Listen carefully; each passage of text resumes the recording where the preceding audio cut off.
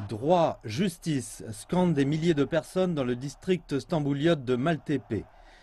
C'était le point culminant d'une marche pour la justice de 3 semaines lancée par le principal parti d'opposition en Turquie.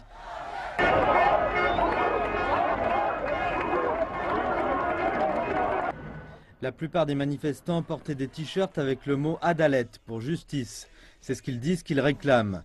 Le mouvement a été initié par Kemal Kılıçdaroğlu, chef du principal groupe d'opposition, le Parti républicain du peuple, le 5 juin, quand un député, Ernis Berberoğlu, a été condamné à 25 ans de prison.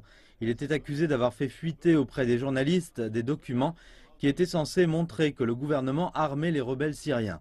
Mais l'opposition et les pays européens ont critiqué le gouvernement turc pour ses abus de pouvoir. Suite au coup d'État manqué de juillet 2016, le gouvernement a lancé une campagne massive de représailles. Des milliers de personnes ont été suspendues de leurs fonctions ou arrêtées. L'état d'urgence a été déclaré et est toujours en place depuis.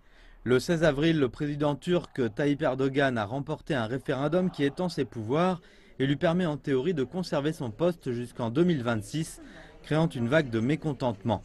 Durant le rassemblement de dimanche, Kılıçdaroğlu a élu un manifeste appelant le gouvernement à mettre un terme à l'état d'urgence, à changer de politique étrangère, à libérer les journalistes de prison et à assurer l'indépendance des tribunaux, mais sans donner de détails sur la façon de réaliser ces objectifs.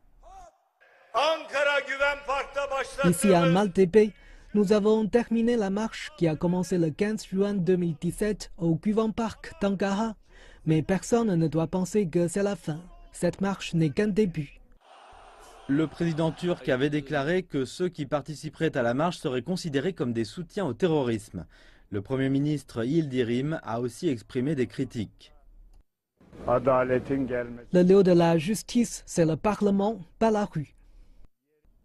Kılıçdaroğlu a promis de continuer le mouvement, mais la population ne sait pas à quoi s'attendre avec autant de citoyens turcs déçus par la façon dont le pays est gouverné.